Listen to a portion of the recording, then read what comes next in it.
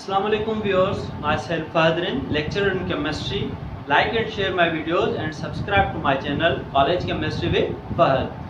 Today we discuss about the types of crystals. On the basis of chemical bonding or the forces, there are four types of crystals. Crystals के चार अक़साम हैं chemical bonding के बुनियाद पे.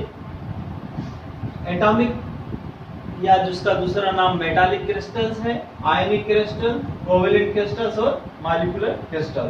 One by one हम इन पे discuss करेंगे. First one is the atomic और मेटालिक क्रिस्टल. ये कोई खास तरतीब नहीं है, आप पहले मॉलिक्यूलर क्रिस्टल भी एक्सप्लेन कर सकते हैं. जस्ट जो इन चार टाइप्स ऑफ क्रिस्टल्स हैं मैंने इस सीरीज में रखे हैं. एटॉमिक और मेटालिक क्रिस्टल्स, जो भी मेटल्स हैं वो उनके अंदर मेटालिक बॉन्ड होता है और उन तरह के क्रिस्टल्स को मेटालिक क्रिस्टल्स कहा जाता है. अब मेटल जो है वो एलिमेंट है, प्योर एलिमेंट है. Element is the pure substance which have only one type of atoms. और ये मेटल जो है प्योर एलिमेंट है जो इलेक्ट्रॉन लॉस कर सकते हैं और good conductor of heated electricity हैं, जो कि मेटल्स की डेफिनेशन है. अब इन मेटल्स के अंदर फोर्सेस क्रिएट होते हैं जिसे हम कहते हैं मेटालिक बॉन्ड. अब मेटालिक बॉन्ड जो है वो प्रोड्यूस होता है. इन मेटल्स के अंदर फ्री इलेक्ट्रॉन्स होते हैं, वैलेंस फ्री इलेक्ट्रॉन. वैलेंस का मकसद है आउटर मोस्ट, जो सबसे आखिर में होते हैं. अब ये जो वैलेंस इलेक्ट्रॉन्स हैं ये एक एटम से दूसरे एटम की तरफ रोटेट करते हैं और जाते हैं, और ये मोबाइल इलेक्ट्रॉन्स होते हैं, मूविंग इलेक्ट्रॉन्स होते हैं. तो इन electrons means negatively charge particles, और जो न्यूक्लियाई ऑफ एटम है पॉजिटिव चार्ज होते हैं, उनके अंदर प्रोटॉन्स होते हैं. तो इन इलेक्ट्रॉन और न्यूक्लियस के दरमियान अट्रैक्टिव फोर्सेस क्रिएट हो जाते हैं जब ये इलेक्ट्रॉन्स रिवॉल्व करते हैं इन एटम्स के सराउंडिंग में. तो ऐसा फील होता है जैसे इलेक्ट्रॉन्स का एक समंदर है, उनके अंदर ये पॉजिटिव चार्जेस जो है वो तैर रही हैं, डिप्ड हैं. तो इसकी वजह से इलेक्ट्रॉन्स और न्यूक्लियाई के बीच में अट्रैक्टिव फोर्सेस क्रिएट हो जाते हैं, इलेक्ट्रोस्टैटिक फोर्स क्रिएट हो जाते हैं, और उस फोर्सेस का नाम दिया जाता है मेटालिक बॉन्ड. अब इसको इस तरह से वर्डिंग में लिखेंगे. Metals are atomic crystals. जो मेटल्स हैं वो एटॉमिक क्रिस्टल्स का एग्जांपल हैं. They have a metallic bond, और इनका मेटालिक बॉन्ड होता है. All metals are solid except mercury. Mercury के अलावा जो भी मेटल्स हैं जिसमें सोडियम है, आयरन है, कॉपर है, सिल्वर है, गोल्ड है, सो ऑन, तो वो सब क्या है, सॉलिड हैं सिवाय मर्करी के. मर्करी के सिंबल Hg है. हाइड्रोगैरम, ये लिक्विड फॉर्म होता है. Metallic bond is form by valence means के आउटर मोस्ट फ्री इलेक्ट्रॉन. जब आउटर मोस्ट फ्री इलेक्ट्रॉन्स हैं उनकी वजह से मेटालिक बॉन्ड बनता है. Electron moving around the nucleus of one atom to another in crystal. Crystal के अंदर इलेक्ट्रॉन एक न्यूक्लियस से दूसरे न्यूक्लियस की तरफ मूव करते हैं. मोबाइल इलेक्ट्रॉन्स होते हैं और वो वैलेंस इलेक्ट्रॉन होते हैं, मींस आउटर मोस्ट इलेक्ट्रॉन होते हैं. उनकी वजह से फोर्सेस क्रिएट होते हैं जिसे हम कहते हैं मेटालिक बॉन्ड.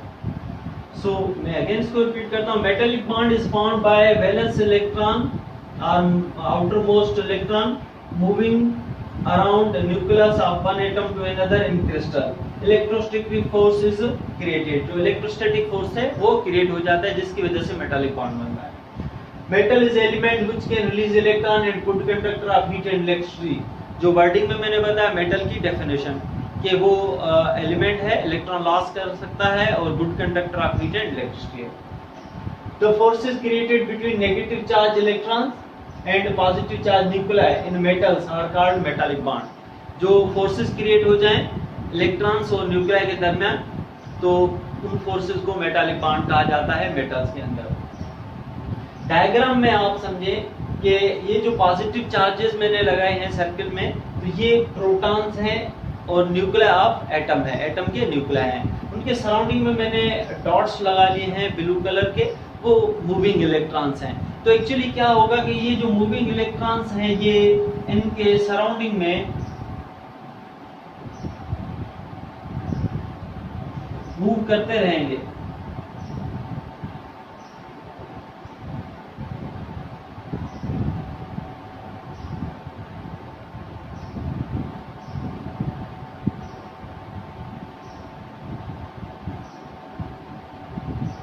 जिसकी वजह से आप देखेंगे कि ये इलेक्ट्रॉन्स जो है सराउंड कर गए हैं इन न्यूक्लियाई को और ऐसा फील हो रहा है कि इलेक्ट्रॉन्स का एक समुद्र है जिसके अंदर ये पॉजिटिव चार्जेस हैं वो डिप्ड हैं in free moving valence electrons की वजह से, और न्यूक्लियाई के अंदर जो है पॉजिटिव चार्ज है, इनके दरमियान अट्रैक्टिव फोर्स क्रिएट हो जाते हैं जिसको हम कहते हैं मेटा। इस इमेज में रेड डॉट्स इलेक्ट्रॉन्स को शो कर रहे हैं और पॉजिटिव चार्जेस जो हैं वो प्रोटॉन्स जो सेंटर ऑफ एटम है लेफ़्ट साइड वाली इमेज में, और राइट साइड पे आप देख सकते हैं कि इस इमेज में ये चार्जेस फ्लो कर रही हैं न्यूक्लियाई के ओवर, और ये पूरा कवर्ड हो गया इन रेड इलेक्ट्रॉन से, और ये रेड कलर से इसको मेंशन किया गया है। कैरेक्टरिस्टिक के हवाले से बात करें कि metals lustre means shine, shiny elements होते हैं जैसे गोल्ड है, सिल्वर है, एक वाज़े एग्जांपल है। हाई मेल्टिंग पॉइंट होते हैं, इसके इसका मकसद है कि इनको जब हम मेल्ट करेंगे सॉलिड से लिक्विड फॉर्म में लाएंगे तो ज़्यादा टेम्परेचर रिक्वायर्ड होगा, इनकी मेल्टिंग पॉइंट ज़्यादा है, ज़्यादा टेम्परेचर रिक्वायर्ड होगा। Conductor of heat and electricity, ये हीट भी कंडक्ट कर सकते हैं और इलेक्ट्रिसिटी, क्योंकि इनके अंदर फ्री इलेक्ट्रॉन्स होते हैं जिसकी वजह से इलेक्ट्रिसिटी इजीली कंडक्ट हो जाती है। मेलिएबल है, मेलिएबल का मकसद है कि इनको शीट्स में कन्वर्ट किया जा सकता है, मींस कि इनकी शीट्स बनाई जा सकती हैं, चादरें बनाई जा सकती हैं, जैसे आयरन की शीट्स हो गई, कॉपर की शीट्स हो गई। Ductile means drawn into wires, इनकी वायर्स बनाई जाएं, जैसे कॉपर की वायर्स हैं इलेक्ट्रिसिटी के अंदर जो है वो यूज होती हैं। तो ये इनकी कुछ characteristic properties of the metallic crystals हैं। अब हम मूव करेंगे, next one is the ionic crystal and the covalent crystal. Next one is the ionic crystal. Ionic crystals के अंदर आयनिक बॉन्ड होते हैं। Ionic bond actually positive ions और negative ions of atoms होते हैं, उनके दरमियान फोर्सेस होते हैं, उसकी वजह से होते हैं। आयनिक बॉन्ड को हम इस तरह से डिफाइन करते हैं, the force created between the positive and negative ions और the bond form by gain और loss of electrons is called ionic bond, जो कि चैप्टर नंबर 4 केमिकल बॉन्डिंग में डीप में बताया गया है। Ionic crystal, these crystals have an electrostatic attraction between positive and negative ions called ionic bond, और इसका एग्जांपल जैसे सोडियम क्लोराइड है वो आयनिक क्रिस्टल है और उसके अंदर आयनिक बॉन्ड्स मौजूद हैं। कैरेक्टरिस्टिक्स, हाई मेल्टिंग पॉइंट कि ये इजीली मेल्ट नहीं होते, ज्यादा टेम्परेचर देने पे ये सॉलिड से लिक्विड में चेंज होते हैं। कंडक्टर ऑफ इलेक्ट्रिसिटी इन्फ्यूज्ड और सॉल्यूशन फॉर्म, इसमें से इलेक्ट्रिसिटी पास होगी मगर कंडीशन ये है कि वो सॉलिड फॉर्म में ना हो, उसको गर्म करके लिक्विड फॉर्म में ले आए, मींस के फ्यूज कर लें या उसका सॉल्यूशन बना ले। फॉर एग्जांपल NaCl है, NaCl का हम उसको गर्म करके फ्यूज फॉर्म में ले आए तो उसमें से बिजली क्रॉस हो जाएगी, बाकी सॉलिड फॉर्म में उसमें से बिजली क्रॉस नहीं होगी। या अगर इसका हम सॉल्यूशन बना लें, उसको वाटर में डिसॉल्व कर लें तो उसमें से भी इलेक्ट्रिसिटी पास हो जाएगी। तो सॉलिड फॉर्म में इलेक्ट्रिसिटी पास नहीं होगी क्योंकि ions are tightly bound and they are not available to conduct electricity. So conductor of electricity infused means molten form, liquid form, और सॉल्यूशन फॉर्म या उसका हम सॉल्यूशन बना ले वाटर के अंदर या किसी और सॉल्यूशन के अंदर। ब्रिटलनेस, ये इजीली ब्रेक हो जाता है, भुरभुरा होता है, इस वजह से इसकी एक प्रॉपर्टी के ब्रिटलनेस है, इसकी शीट्स वगैरह नहीं बनाई जा सकती due to brittleness. Now the next one is the covalent crystal. Covalent crystal के अंदर कोवेलेंट बॉन्ड होते हैं। कोवेलेंट बॉन्ड जो बनता है, एटम्स के आखिरी इलेक्ट्रॉन मींस वैलेंस इलेक्ट्रॉन आपस में शेयरिंग करते हैं इलेक्ट्रॉन्स की, और म्यूचुअल शेयरिंग मींस दोनों साइड से दोनों एटम्स आपस में शेयरिंग ऑफ इलेक्ट्रॉन्स करेंगे तो उनके दरमियान एक बॉन्ड बनेगा जिसे हम कहते हैं कोवेलेंट बॉन्ड। अगेन ये भी कोवेलेंट बॉन्ड भी चैप्टर नंबर 4 केमिकल बॉन्डिंग में डीप में बताया गया है फर्स्ट ईयर केमिस्ट्री में। They possess covalent bond. The bond formed by mutual sharing of valence single electrons is called covalent bond. Valence का मकसद है जो सबसे आखिर में है, म्यूचुअल मींस के दोनों साइड से, सिर्फ एक एटम नहीं, तो इसको हम कोवेलेंट बॉन्ड कहते हैं। इसके एग्जांपल डायमंड है, ग्रेफाइट है, सिलिका है, एटसेट्रा। अब डायमंड और ग्रेफाइट पे थोड़ा मजीद डिस्कस करते हैं। डायमंड जो है कार्बन का बना हुआ है, ग्रेफाइट भी कार्बन का बना हुआ है, मगर दोनों में बहुत फर्क होता है। डायमंड बहुत हार्ड होता है, ग्रेफाइट इतना हार्ड नहीं होता। ग्रेफाइट पेंसिल की डिप में भी यूज होता है, न्यूक्लियर रिएक्टर में यूज होता है, और diamond non conductor of electricity होता है, ग्रेफाइट जो होता है conductor of electricity parallel to plane of layers. तो उस पे अब हम डिस्कस करते हैं कि डायमंड के अंदर कार्बन जो है एक्चुअली 4 बॉन्ड बना सकता है, टेट्रावेलेंट है। अब डायमंड के अंदर जो कार्बन है, एक कार्बन 4 कार्बन एटम से अटैच है, उसके बाद जो चारों इलेक्ट्रॉन्स हैं वो चारों के चारों केमिकल बॉन्डिंग में यूज कर लेता है।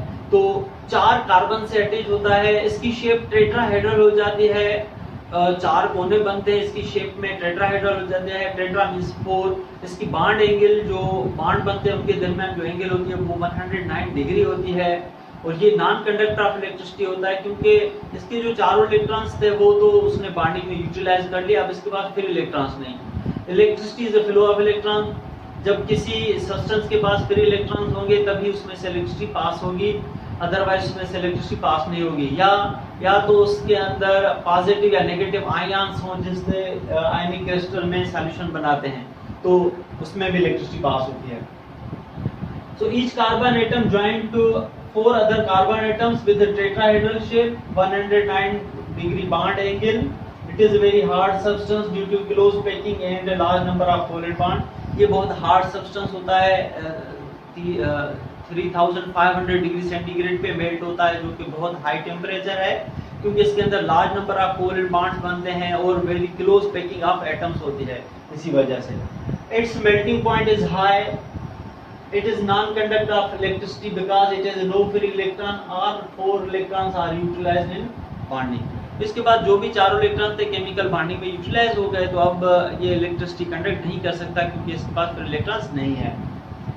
Carbon is tetravalent. Tetra means 4 कि इसके पास 4 सिंगल इलेक्ट्रॉन्स पॉसिबल होते हैं और ये 4 बॉन्ड बना सकता है कार्बन, और कार्बन ग्रुप 4 का एलिमेंट है। अब ये स्ट्रक्चर मैंने बनाया, ये जो डॉट्स बनाए हैं वो कार्बन को रिप्रेजेंट कर रहे हैं। तो सेंटर में कार्बन एटम है जो 4 कार्बन से अटैच है, इसकी बॉन्ड एंगल 109 डिग्री है और इसकी जो शेप है वो टेट्राहेड्रल है। अब हम बात करेंगे ग्रेफाइट पे। ग्रेफाइट में ऐसा नहीं होता। ग्रेफाइट में एक कार्बन जो है 3 कार्बन एटम से अटैच होता है, बाकी जो उसका एक इलेक्ट्रॉन बचता है वो फ्री फॉर्म में रहता है क्योंकि कार्बन टेट्रावेलेंट है, 4 बॉन्ड बना सकता है।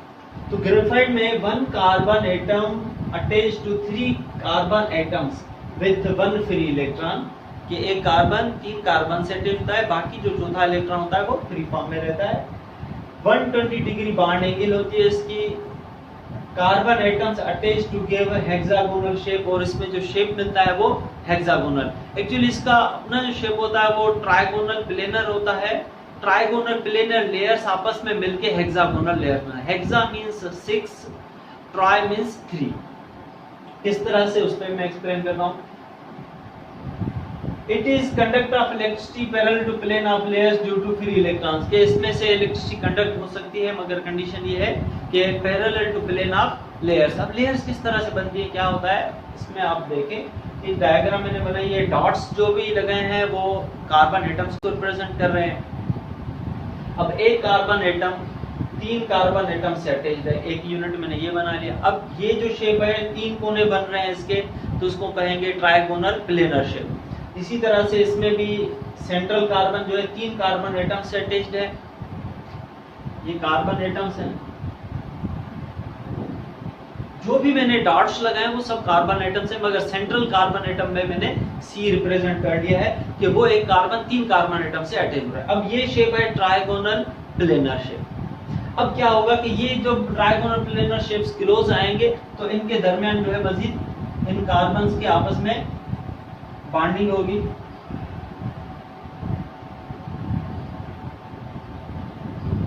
जिसके रिजल्ट में ये होगा कि 6 कोनों वाली रिंग बन जाएगी। आप काउंट करेंगे 1 2 3 4 5 6, इसमें भी 6, तो ये हेक्सागोनल लेयर्स बन जाएंगे इसी तरह से। अब इन लेयर्स के दरमियान जो है वो अट्रैक्टिव फोर्सेस हैं, जिसे कहते हैं van der Waals forces, weak forces होते हैं, और ये लेयर्स बन गई।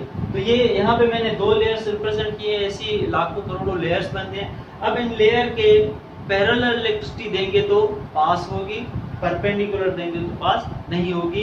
ये ग्रेफाइट की हेक्सागोनल लेयर्स हैं या रिंग्स हैं डायग्राम। अब ग्रेफाइट जो है वो ग्रीसी टच होता है, थोड़ा सॉफ्ट होता है बेनिस्बत डायमंड से, उसका रीज़न ये होता है कि ये जो लेयर्स हैं, जब हम ये जो लेयर्स हैं ये एक दूसरे के ऊपर स्लाइड करती हैं, तो इसी वजह से जो ग्रेफाइट है वो ग्रीसी फील होता है। जैसे पेंसिल की निब है, उससे हम लिख भी सकते हैं, उसको जब हम टच करते हैं तो थोड़ा ग्रीसी फील होता है, क्योंकि ये जो लेयर्स हैं ये एक दूसरे के ऊपर ग्लाइड कर रही होती हैं, मूव कर रही होती हैं, तो इसी वजह से ये ग्रीसी टच हमें फील होता है। और ये टॉपिक जो है, अब इसका एक और पार्ट है जो कि मॉलिक्यूलर क्रिस्टल, उसका एक्सप्लेन करता है।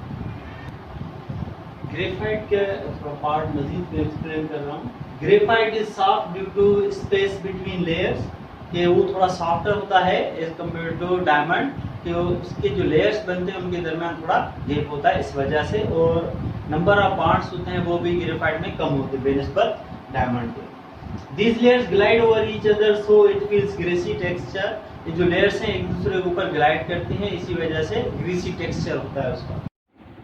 डायमंड की क्रिस्टल स्ट्रक्चर में आप देख सकते हैं कि ये जो बॉल्स हैं या डॉट्स हैं वो कार्बन एटम्स को रिप्रेजेंट कर रहे हैं, और जहाँ पे मैंने एरो लगाए हैं वो कार्बन जो है वो आप उसको देखेंगे वो 4 अदर कार्बन एटम से अटैच्ड है। इसी तरह से टेट्राहेड्रल स्ट्रक्चर बना रहा है, 109 एंगल है, और ये सब यूनिट्स आपस में कंबाइन होकर इस तरह का शेप बनाते हैं।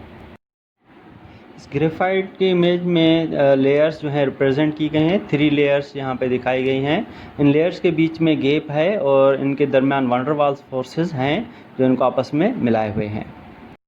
इस इमेज में ग्रेफाइट के स्ट्रक्चर के हवाले से मज़ीद जूम करके दिखाया गया है। इसमें आप देख सकते हैं कि 6 कोनों वाली रिंग्स बन रही हैं, जिसको रेड एरो से भी रिप्रेजेंट किया है मैंने, और ये हेक्सागोनल रिंग्स बन रही हैं, जो कि कार्बन जब 3 कार्बन अदर कार्बन एटम से अटैच होता है तो ट्रायगोनल स्ट्रक्चर बनते हैं, और वो जब आपस में अटैच हो रहे हैं तो हेक्सागोनल रिंग बन रही है।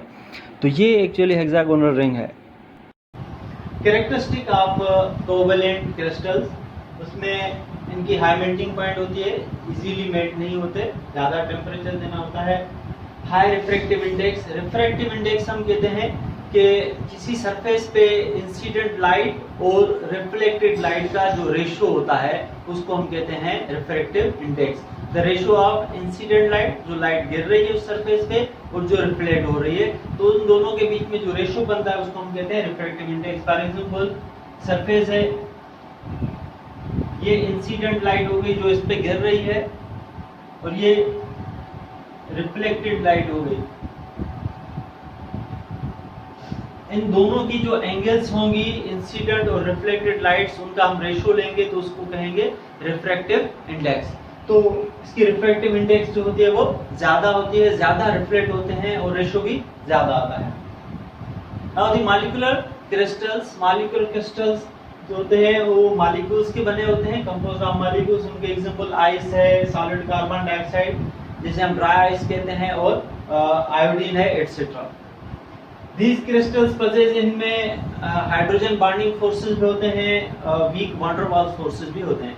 हाइड्रोजन बॉन्डिंग हम कहते हैं कि ऐसे फोर्सेस, ऐसे बॉन्ड जो 2 मॉलिक्यूल्स के दरमियान बनते हैं पहली बात तो, और ये जो फोर्सेस होते हैं, एक मॉलिक्यूल का हाइड्रोजन एटम और दूसरे मॉलिक्यूल का ज्यादा इलेक्ट्रोनेगेटिव एलिमेंट जैसे कि नाइट्रोजन है, ऑक्सीजन है और फ्लोरीन है, तो जब उनसे आपस में कंबाइन होते हैं, एक मॉलिक्यूल दूसरे मॉलिक्यूल से कंबाइन होता है, तो एक मॉलिक्यूल का हाइड्रोजन दूसरे मॉलिक्यूल के नाइट्रोजन से या ऑक्सीजन से या फ्लोरीन से जब फोर्सेस क्रिएट करेगा, तो इस तरह के जो फोर्स बनेंगे उसको हम कहेंगे हाइड्रोजन बॉन्डिंग, जो कि मजीद डीप में चैप्टर नंबर 4 केमिकल बॉन्डिंग में एक्सप्लेन किया गया है। So hydrogen bonding, the force created between hydrogen of one molecule and the highly electronegative element like nitrogen, oxygen, fluorine of other molecule. Electronegative हम कहते हैं the tendency to attract the shared pair of electron toward itself. कोई भी atom होता है जब वो bond बना लेता है तो जो बॉन्ड के इलेक्ट्रॉन्स हैं उनको अपनी तरफ कितना खींच पाता है, तो वो कहलाती है उसकी electronegativity. Van der Waals forces, attraction between atomic nuclei of one molecule, के एक मॉलिक्यूल का न्यूक्लियस दूसरे मॉलिक्यूल के इलेक्ट्रॉन्स को जब अट्रैक्ट करता है, तो इस तरह के फोर्सेस को हम कहते हैं वान डेर वाल फोर्सेस। हालांकि वान डेर वाल फोर्सेस में hydrogen bonding, dipole dipole forces, induced dipole dipole forces, London forces, ये सब वान डेर वाल फोर्सेस की ही टाइप्स हैं। तो यहाँ पे हम बेसिकली थोड़ा इसको एक्सप्लेन करेंगे तो इस तरह से होगा कि एक एटम मॉलिक्यूल में जो एक एटम का न्यूक्लियस और दूसरे मॉलिक्यूल के इलेक्ट्रॉन्स को जब अट्रैक्ट करेगा तो उसके रिजल्ट में इंटरमॉलिक्यूलर फोर्सेस में से वान डेर वाल फोर्सेस जो है क्रिएट होंगे।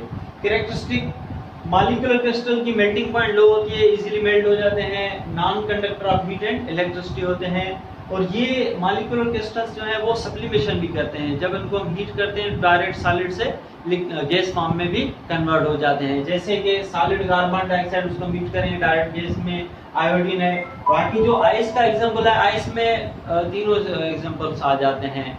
आइस जो है, जब आप आइस का एक क्यूब लें उसको बाहर रखें तो आप ऑब्जर्व करेंगे तो उसमें से वेपर्स निकल रहे होते हैं और थोड़ा जो लिक्विड फॉर्म है उसके बॉटम में प्रोड्यूस हो रहा होता है। तो आइस लिक्विड में मेल्ट भी हो रही होती है और वेपर्स में सब्लिमेशन के थ्रू उसके वेपर्स भी बन रहे होते हैं। तो वो मॉलिक्यूलर क्रिस्टल का एक एग्जांपल है। तो ये टॉपिक यहीं पे खत्म होता है। आई होप आपको मेरा लेक्चर पसंद आया होगा। मेरे वीडियोस को ज़्यादा से ज़्यादा शेयर करें, लाइक करें और मेरे चैनल को सब्सक्राइब करें। कॉलेज केमिस्ट्री विद फहद और अपने कमेंट्स जरूर दें। अल्लाह हाफ़िज़।